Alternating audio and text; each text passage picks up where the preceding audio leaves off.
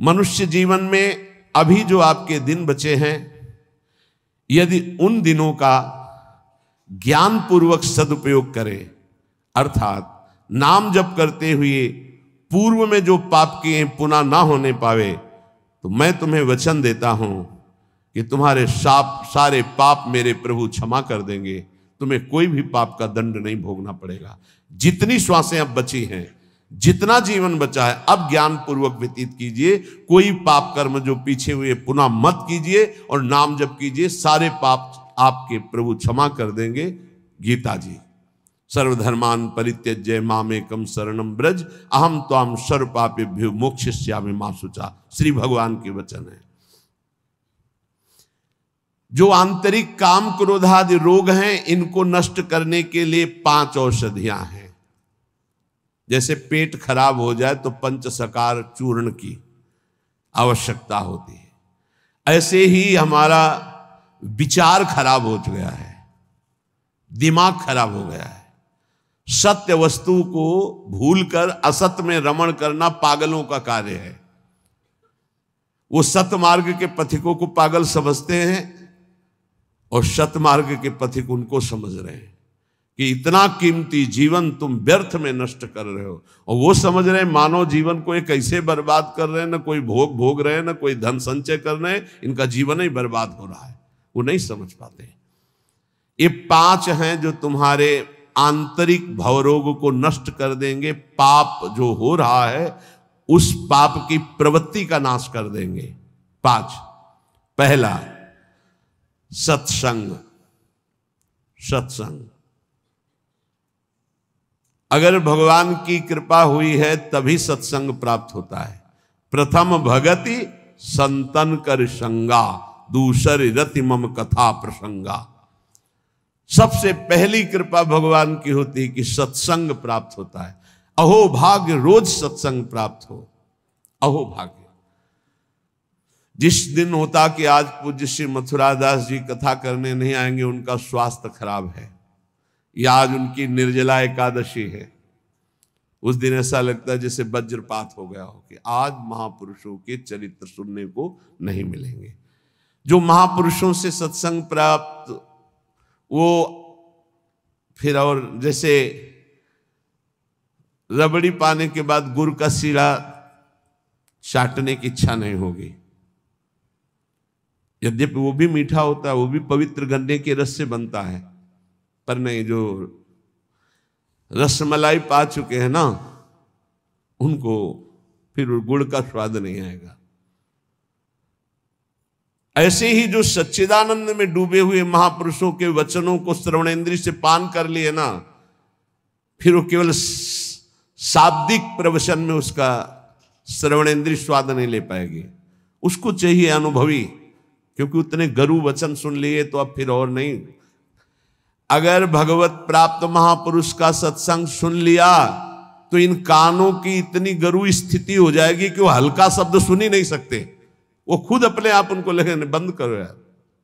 वो कान इतने बड़े व्यसनी हो चुके हैं भगवदानंद के कि बिना भगवदानंद प्राप्त हुए महापुरुष के वचन उसे अच्छे ही नहीं लगेंगे। जब द्रवय दीन दयालु राघव तो साधु संगति पाइए। पहला है आंतरिक रोगों के नाश करने का उपाय सत्संग। जिसे सत्संग मिल गया तो बड़ी भारी विजय प्राप्त करने का अवसर मिल गया। रोज सत्संग में असत विकारों के प्रति हे भाव और भगवान की प्राप्ति के लिए उत्साह पैदा होता है, रोज जो सत्संग सुनते हैं। दूसरा, पहला सत्संग, दूसरा स्वाध्याय। जो हमारे आचार्य की वाणी है, जो गुरुदेव ने आदेश किया जिन ग्रंथों का स्वाध्याय करने के लिए, उन्हीं ग्रंथों का स्वाध्याय करना चाहिए।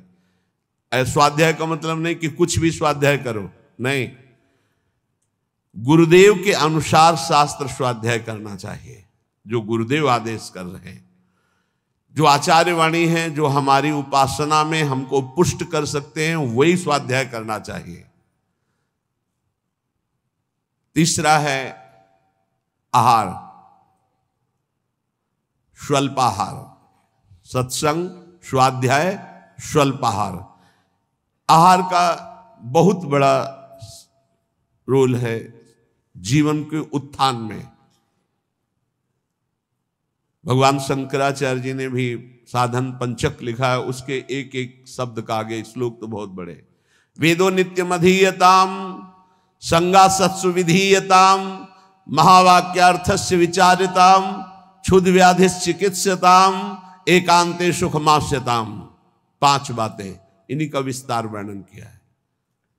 वेदो नित्यम अधीयताम, नित्य शास्त्रों का स्वाध्याय होना चाहिए।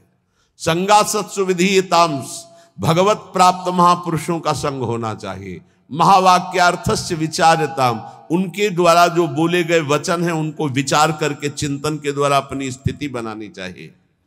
फिर चौथा आपने आप कहा, जो इसमें तीसरे में स्वल्पाहार है, उसमें कहा क्षुध व्याधित चिकित्सताम, क्षुधा रूपी व्याधि की चिकित्सा करे। भिक्षान्नम औषधम, जैसे व्याधि की औषधि के द्वारा, तो क्षुधा रूपी व्याधि की भिक्षान्न के द्वारा विरक्त और धर्म के द्वारा कमाए हुए अन्न से ग्रस्त, वो भी स्वल्पाहारम, भूख से कम। बहुत बड़ा इसमें योग है, आप अच्छे से समझ लीजिए। आप समझते हैं अधिक पाने से आप बलवान होंगे, बिल्कुल भूल है आपकी, ये भूल बहुत बड़ी है। अल्पाहार करने से जीवनी शक्ति बहुत प्रबल होती है। जितना आप भजन में उन्मत्त होने वाले महापुरुषों को देखेंगे वो अल्पाहार करने वाले होंगे। अधिक आहार करने में प्रमाद स्थिति बढ़ती, तमोगुण बढ़ता है। ये रहस्य जान लीजिए। अल्पाहार करोगे आप में बहुत तेज बना रहेगा, आप में जीवनी शक्ति। जो अधिक पा लेते पूरी शक्ति पचाने में लगती, तो भजन आदि में नहीं, प्रमाद स्थिति रहती है। चौथा जो उसमें लिखा है एकांते सुखमास्यताम, इसमें लिखा है रात्रि के चौथे प्रहर में भागवती क्रियाओं का अनुष्ठान करना चाहिए। ध्यान है, नाम जप है, तो अपने यहां तो ऐसी बढ़िया दिनचर्या है कि आपको अनुष्ठान करने की जरूरत नहीं, सम्मिलित होने की जरूरत है। सुबह 2 बजे से दर्शन करते हुए सबके, फिर यहाँ सत्संग, नाम कीर्तन हो रहा है, फिर सत्संग हो रहा है, कितना मंगलमय है। अभी 5:10 है। सौभाग्य है कि आप कब से बैठे हैं और यहाँ किसी की नींद भी नहीं खुली होगी अभी।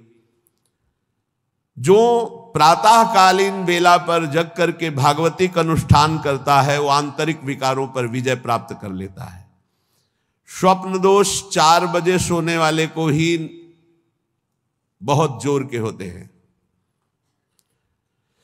जो प्रातः 3 बजे से जग जाते हैं, 10 बजे के बाद सोते हैं, स्वप्न दोष होने की संभावना ही नहीं रहती। यदि वो सावधान है तो, गलत क्रिया करते हैं, गलत भोजन करते हैं, उनकी बात अलग है। नहीं, समय ही नहीं है। प्रायः 3, 4, 5, 6 इसमें स्वप्न दोष होता है प्रातःकालीन बेला पर। और जो गंदे आचरण करते हैं उनकी तो कोई चर्चा ही नहीं है। 5वां, जो कुछ साधन भजन करे एकांत चिंतन आंतरिक, उसका चिंतन पूर्वक करे, एकाग्रता पूर्वक करे, सारी शक्ति लगा करके, बटोर करके। नाम जप करे तो नाम में, मंत्र जप कर रहे तो मंत्र में, सत्संग सुन रहे तो सत्संग के वाक्यों में। ये 5 हैं जिनके द्वारा हम आंतरिक विकारों पर विजय प्राप्त कर लेते हैं। पहला सत्संग, दूसरा स्वाध्याय, तीसरा अल्पाहार, चौथा प्रातःकालीन बेला पर उठकर भागवती का अनुष्ठान, 5वां जो कुछ भी करे एकाग्रता पूर्वक सारी शक्ति लगाकर उसी में। जो अपने ऊपर हर समय ईश्वर की, आराध्य देव की कृपा का अनुभव करता रहता है, ये बहुत बड़ी बात है। हर परिस्थिति में बड़ी कृपा, श्री जी की बड़ी कृपा, श्री जी की बड़ी कृपा। एक हमने संत भगवान को देखा, वो बल्ब ऐसे लगा रहे थे तो चूक हो गई, तो वही किसी कनेक्शन में कहीं छू गए, मारा ऐसा झटका तो सीढ़ी गिरी, सीढ़ी से सीढ़ियों पे आकर के गिरे, उससे नीचे चबूतरे के नीचे आके गिरे, काफी चोट लग गई थी। तो दौड़ करके उनको उठाया तो उनका बड़ी कृपा, निपट गए, बड़ी कृपा, निपटा दिया प्रभु ने। बड़ी बात थोड़ी में निपटा दिया, बड़ी कृपा। और मुस्कुरा रहे थे और कई जगह चोट दिखाई दे रही थी। ये संत हृदय, बड़ी कृपा, निपट गए, बड़े अपराध को छोटे में काट दिया, निपट गए, बड़ी कृपा। जब अपने दास के ऊपर प्रभु कृपा करते हैं तो उसके हृदय में सद्गुणों का खजाना खोल देते हैं, जो हर समय अनुभव करता रहता मेरे ऊपर बड़ी कृपा है। फिर उसको अपने आप में मिलाकर एक कर देते हैं, चाहे भक्ति में हो चाहे ज्ञान में, बचता एक ही है। दो जब तक बचे तब तक विचार अभी ऊंचाई पर नहीं पहुंचे। ब्रह्म नहीं, माया नहीं, नहीं जीव नहीं काल, अपनी ही सुध ना रही, एक रहे हो नंदलाल। ना काहो सो बोलिबो ना कोई व्यवहार, अपनी कुंवर किशोरी को जियत निहार निहार। एक तो लालजू प्रियाजू एक हैं, इनको दो न देखा जाए। जो हर समय अपने इष्ट की कृपा का अनुभव करता रहता है तो इष्ट उसके हृदय में गुणों का खजाना खोल देता है और उसको अपने में मिला लेता है, एकता कर लेता है, अर्थात इष्टमय हो जाता है। तस्मित् तज्जने भेदा भावात्। अब उसकी दृष्टि बड़ी महिमामय गौरवमय हो जाती, जिधर दृष्टि जाती उधर परमात्म तत्व का दर्शन करता है। ऐसी स्थिति सच्चिदानंद रस में भरपूर होती है, ना अहमता होती न ममता होती है। पर यह होता उन्हीं के ऊपर है। एक होते हैं जो केवल जीव से नाम जप करते हो, जीव से गुणानुवाद करते, अंतःकरण विषय चिंतन करता रहता है। ध्यान देना, बहुत उत्तम बात वर्णन हो रही। पहली बात कही कि जो जीव हर समय उपासक के कृपा का अनुभव करता रहता, बड़ी कृपा बड़ी कृपा, दुख में भी सुख में बड़ी कृपा, उसके हृदय में गुणों का खजाना खोल देते हैं और उसको एकता में मिला लेते हैं, अपने में मिला लेते हैं भगवान। अब दूसरी बात कह रहे हैं कि उपासक कब एकता को प्राप्त होता है। बोले एक उपासक होता है, बहुत ध्यान से अपने को देखना किस डिग्री में हो आप। एक उपासक होता है जो जीव के द्वारा नाम जप करता है, जीव के द्वारा गुणों का गान करता है, पर हृदय में विषय चिंतन होता है। दूसरा उपासक होता है जो जीव के द्वारा नाम जप करता है, गुणानुवाद करता है, अंतःकरण भी उसी में जुड़ा हुआ होता है। ये विशेष कृपा पात्र होता है। और तीसरा उपासक होता है जो जीव से नाम जप करता है, गुणानुवाद करता है, हृदय से जुड़ा रहता है और स्वयं लीला में डूबा रहता है। जो गाया जो चिंतन किया उसी में डूबा है। ये तीसरा, ये सर्वोपरि उपासक है। जो गाया वही चिंतन, जो चिंतन उसी में डूबा। एक गान कर रहा है लेकिन चिंतन विषय का हो रहा है, एक गान भी कर रहा है चिंतन भी कर रहा है, एक गान भी कर रहा है चिंतन भी कर रहा है और डूबा भी उसी में है, सुध ही नहीं। ये है उत्तम अवस्था उपासक की। बहुत जोर की बात है, ऐसा ही होना चाहिए। जो जप कर रहे हैं, जो गान कर रहे हैं, उसी का चिंतन कर रहे हैं, उसी में डूब रहे हैं। पहला जो नाम जप कर रहा है, गुणगान कर रहा है, हृदय से विषय चिंतन कर रहा है, वो उसको इस लोक और परलोक के भोग परास्त कर देते हैं। बहुत सावधान, ऐसा उपासक भ्रष्ट होने में देर नहीं लगेगी। जिसका वाणी से गान हो रहा है और हृदय से भी चिंतन हो रहा है, उसको इस लोक और परलोक के भोग अच्छे नहीं लगते, पर परास्त करने की गुंजाइश है। लेकिन तीसरा जो मनन करके डूबा हुआ है, त्रिभुवन का भोग, सामर्थ्य नहीं कि उसको लुभायमान कर सके, भ्रष्ट कर सके। तीसरी बहुत ऊंची स्थिति है। जो गृहस्थी में रह करके अपने परिवार से हंसता है, बोलता है, व्यवहार करता है, खाता पीता चलता उठता बैठता है, पर ऐसे जैसे विदेश में आए हुए मेहमान। गृहस्थी में कैसे भगवत प्राप्त? बोले जो अपने परिवार के साथ हंसता है, खाता पीता बोलता व्यवहार करता है, बढ़िया, सब वैसे ही, लेकिन वो ऐसे जैसे किसी मेहमान के यहां गया हो। उसको पता है रहना नहीं, देश बिराना है, ये भी छूटेंगे, शरीर भी छूटेगा, जाना है, मुझे प्रभु के पास जाना है। क्योंकि वो अपने परम प्रिय सखा प्रभु को हृदय में निरंतर चिंतन करते हुए ऊंची स्थिति को प्राप्त है कि मुझे भगवत प्राप्ति करनी है। ये सब केवल एक व्यवहार मात्र है। वो उस स्थिति में परिवार में रहता हुआ, संसार में रहता हुआ शायद ही कोई समझ पावे कि कितनी ऊंची कोटि का महात्मा है वो। गृहस्थ में रहते हुए, जो अपने परिवार में रहते हुए प्रेम व्यवहार करते हुए, कमाते खाते हुए, हर समय भगवत स्मरण करते हुए ऐसे रहता है जैसे किसी मेहमान के यहाँ कि मुझे तो जाना है, न घर मेरा, न मकान मेरा, न वस्तु मेरी, नाथ सकल संपदा तुम्हारी, मैं सेवक समेत सुत नारी, मुझे तो आप चाहिए। देखो, जब तक तुम संसार की कामनाओं से निवृत्त नहीं होगे तो ये संसार तुम्हें फंसाए रखेगा। तुम्हारा सारा साधन भजन जो परलोक प्रदान करने वाला है, ये संसार नष्ट कर देगा।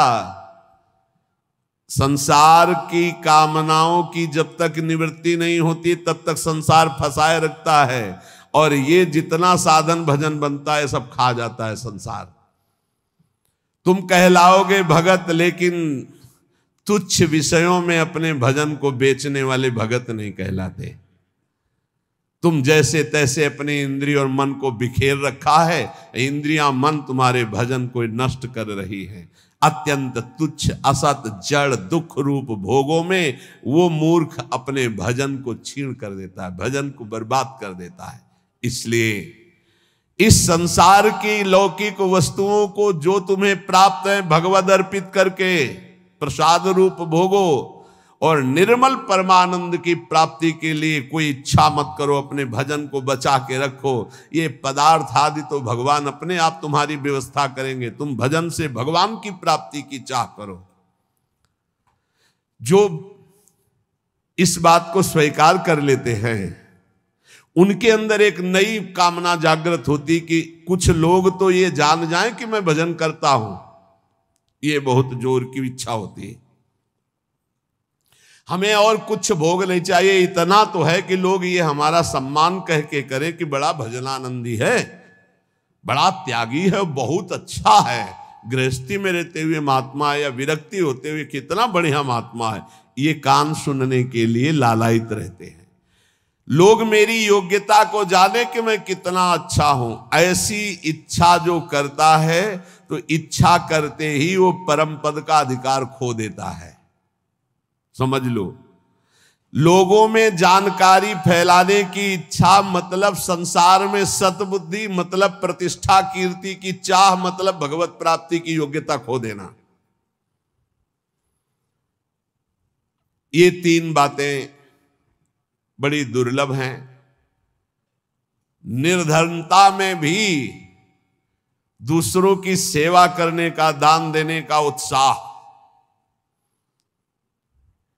एकांत में पापाचरण ना करने की दृढ़ भावना, ये बहुत कठिन बातें, बहुत कठिन बातें। निर्धनता में भी दान देने का, दूसरों की सेवा करने का उत्साह, एकांत में कभी पाप ना करने की दृढ़ भावना, और जिससे भय लगता है ऐसा कभी कोई वचन, आचरण, संकल्प मन में ही ना आने पावे। भय लगता है पाप कर्म से, पाप कर्म ही भय प्रदान करता है। तो पाप कर्म से कैसे निवृत्त हो, क्रम बाई क्रम वर्णन कर रहे हैं। तो जो पाखंडी लोग हैं इनका संग का त्याग कर दे। पाप निवृत्ति के लक्षण, पाप तुमसे बनेंगे ही नहीं। पाखंडी लोगों से दूर रहना, खुली बात कह रहे हैं। महापुरुषों के वचन, किसी से कोई लेना देना नहीं रहता, इसलिए मस्ती से बोलते हैं। पाखंड कहते हैं पाप के खंड को। पाप जो ऊपर से सदाचरण का वेश धारण किए हुए हैं और अंदर से पापाचरण करते हैं, बहुत ही लुभावना पाखंड होता है। लुभावना आप देख के समझ ही नहीं सकते। हमारी योग्यता ऐसी नहीं हो, हम अपनी योग्यता दिखाते हैं तो पाखंड एकदम भी कहा जाता है। इससे पाप की प्रवृत्ति होती है। पाखंड से बचे और पाखंडी लोगों से बचे, खुली बातें हैं। जो असत्य में भोग सुख प्राप्त करना चाहता है वो पाप किए बिना रह नहीं सकता। ऐसे पाप का आचरण करने वालों का संग बिल्कुल नहीं करना चाहिए। अहंकार पापों की रति प्रदान करता है, इसलिए अहंकारी का संग नहीं करना चाहिए, अहंकार का संग नहीं करना चाहिए। पाखंड नहीं धारण करना चाहिए, पाखंडियों का संग नहीं करना चाहिए। असत्य के भोग की लालसा पाप करवाती है और असत्य के भोगों में रत पापियों का संग नहीं करना चाहिए। अहंकार ही भोगों में रत कराता है, इसलिए अहंकार नहीं अंदर आने देना चाहिए और अहंकारियों का संग नहीं करना चाहिए। प्रभु की ओर अग्रसर होने वाले जितने साधक हैं उनको सावधान रहना चाहिए ऐसे अहंकारी असत भोगों में लगे हुए पाखंडियों से। कल्याण के मार्ग पर चलना है तो अधर्म और अनीति और पाप कर्म छोड़ने की दृढ़ प्रतिज्ञा करनी होगी। अगर हम सावधानी से नहीं संग करेंगे तो बहुत ही पाखंड का बोलबाला है, आप ऐसा ना समझ लें। कलिकाल है, ये मन चले लोग जो भगवान की प्राप्ति का कोई मार्ग ही नहीं जानते, जिसकी बातचीत में थोड़ा भी लोभ दिखाई दे, जिसकी बातचीत में थोड़ा भी काम आदि दोष का लक्षण दिखाई दे, कभी संयोग नहीं करना चाहिए, चाहे जितना बड़ा कोई हो, दूरी बना के रखनी चाहिए। इसीलिए पहला शब्द लिखा है पाप की निवृत्ति के लक्षण, तो बोले पाखंड और पाखंडी लोगों के संग का त्याग कर देना चाहिए। दूसरा, असत्य भोगों में जिनकी रति है उस असत्य भोग और असत्य भोगों में रति करने वाले का त्याग कर देना चाहिए। तीसरा, अहंकार और अहंकार की वृत्तियों में फंसे हुए लोगों का इनका त्याग कर देना चाहिए। जिसको कल्याण मार्ग में चलना है अधर्म अनीति और पाप कर्म छोड़ने की दृढ़ प्रतिज्ञा करनी चाहिए। जो पीछे पाप हो गए हैं वो इसी प्रतिज्ञा से भस्म हो जाते हैं। कभी भी ये नकारात्मक भाव रखने वालों का संग करने वाला सकारात्मक भाव में आगे नहीं बढ़ सकता है, इसलिए बहुत सावधान रहना चाहिए। जो सांसारिक मान बढ़ाई कीर्ति परिस्थिति वस्तु रुपया आश्रम इनकी प्राप्ति की चाह रखता है वो कभी भगवान की प्राप्ति की चाह करने वाला हो ही नहीं सकता है। जो त्याग की हुई वस्तुओं का पुनः भोग करता है वो श्वान के समान होता है, वो साधु नहीं होता है। श्वान समझते, सम्मान शब्द सूचक श्वान है, नहीं उसको कुत्ता कहते हैं। बमन को कौन खाता है? कुत्ता। तो रमा बिलास राम अनुरागी तजत बमन जिम जन बड़ भागी। बमन के समान भगवान के भक्त संपूर्ण भोगों का त्याग कर देते, तो वमन के समान त्यागे हुए भोगों को पाने वाला स्वान कहा जाता है। भक्त भगवत प्रसाद पाता है और जीवन को भगवत प्रसाद में करता है। यहां खुली महापुरुषों की बातें हैं, कोई लगा लेश नहीं है।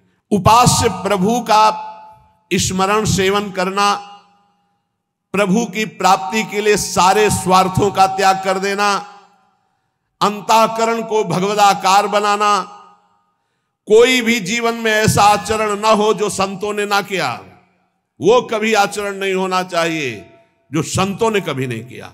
ये ध्यान रखना चाहिए। वेश धारण करके हमसे अगर कोई गलती है उसे त्याग देना चाहिए, हमें सुधारना चाहिए।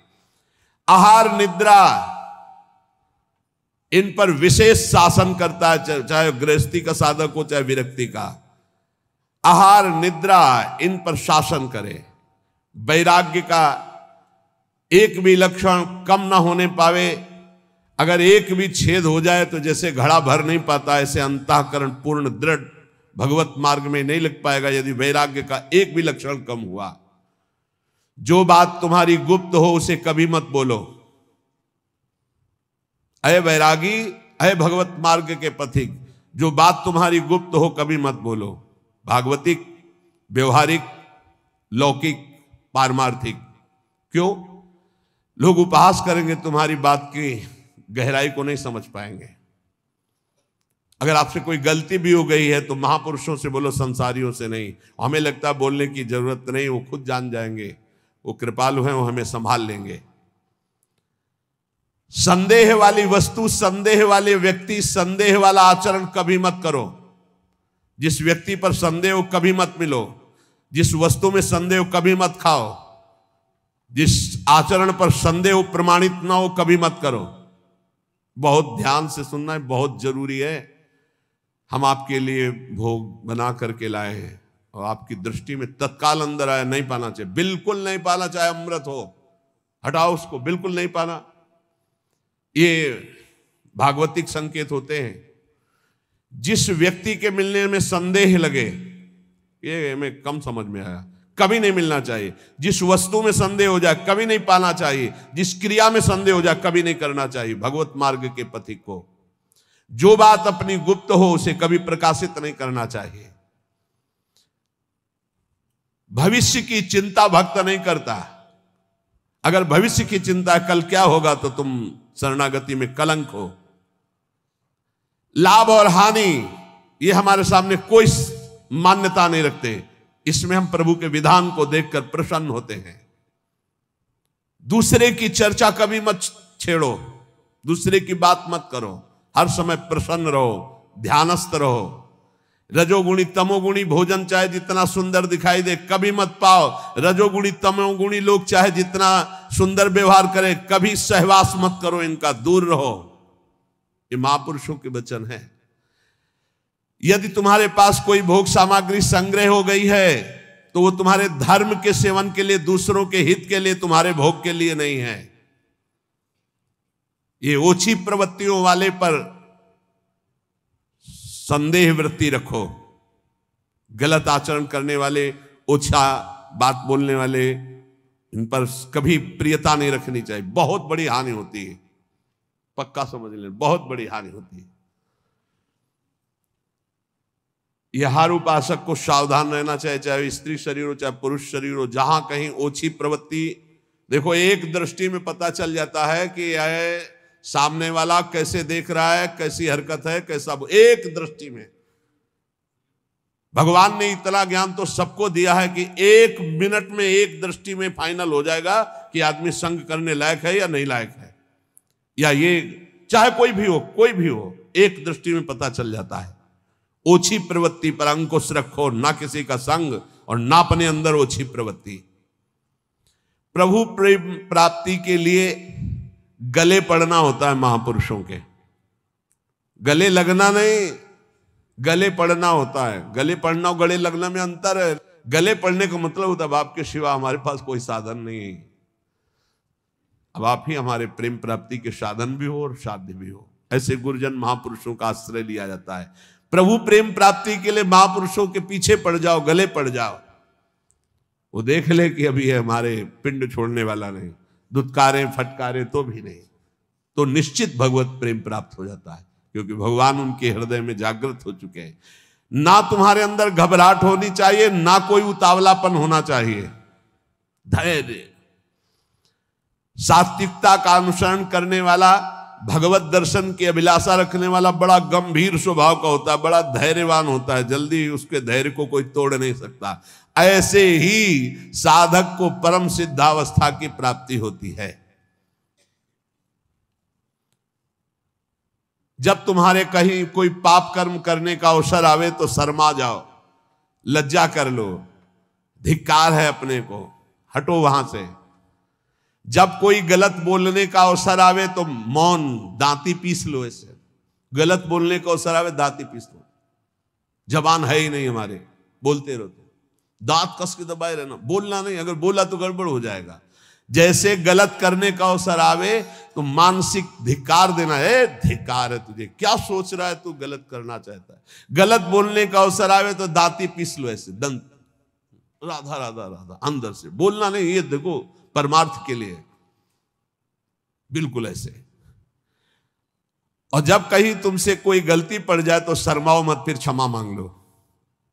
राधा राधा, गलती हो गई हमसे, आगे से गलती नहीं, उसे क्षमा कहते हैं। अंदर से प्रायश्चित कर दे। तो जिस कार्य करने में तुम्हें लज्जा लगे वैसा कार्य मत करो, वैसे विचार मत करो। जो 3 को बस में रखता है वो साधु, नेत्र कान जीभ, जनेंद्रिय अपने आप बस में हो जाएगी। नेत्रों को बस में रखो, जबान को बस में रखो, कान को बस में रखो। 3 का बहुत बड़ा योगदान है। जबान खूब अच्छे अच्छे पदार्थ खाएगी, खूब उल्टा सीधा बोलेगी, कान उल्टा सीधा सुनेंगे, वो नेत्र उल्टा सीधा देखेंगे तो आचरण उल्टे सीधे होंगे। इनको संभालो। 3 रसना, श्रवणेन्द्री और रसेंद्री। रसना कटो जो अन्न रटो, निरख अन्न फुटो ने, नेत्रेंद्री, और श्रवण फुटो कान। नेत्र कान जीभ, 3 को जो सुधार लेता है वो साधु हो जाता है। 100 समाधि और श्मशान, इनमें सा है। अगर समाधि को प्राप्त नहीं हुए तो 100 और श्मशान आराम से आपको मिल जाएंगे। मानव जीवन समाधि प्राप्त करने के लिए, समाधि जिसकी बुद्धि समता में युक्त होकर, बड़ा आनंद का विषय है। जैसे स्वप्न में चले गए ना आप, ऐसे लीला में चले जाओगे, बड़ा आनंद का विषय। मान लो हमारी बात, स्वप्न तो स्वप्न ही है, लीला तो फिर बहुत आनंद। बस आखिरी फल है वृंदावन का, लीला में प्रवेश हो जाना, लीला पात्र बन जाना। बहुत जल्दी लाभ मिलता है वृंदावन में कि मैं कौन हूं, मेरा क्या कर्तव्य है, मैं क्यों जन्म लिया हूं, इसी की जानकारी करने के लिए रोज सत्संग हो रहा है। हम भगवान के हैं, हमारा लक्ष्य भगवत प्राप्ति, या हम भगवत स्वरूप है, हमारा लक्ष्य भगवत स्वरूप में स्थित हो जाना। बस इतनी प्रार्थना है कि कोई भी मनमानी आचरण मत करो। आप स्वतंत्र नहीं हो, आप दो जगह से परतंत्र हो। यदि शास्त्र आज्ञा और संत आज्ञा की परतंत्रता स्वीकार करोगे तो माया मुक्त हो जाओगे। यदि मनमानी आचरण करोगे तो ये माया तुम्हें परतंत्र बना के रौंद देगी। इसलिए शास्त्र के अनुसार भोग लगाओ, शास्त्र के अनुसार पाओ, शास्त्र के अनुसार जियो, शास्त्र के अनुसार कर्तव्य कर्म करो। श्री राधा वल्लभ लाल की।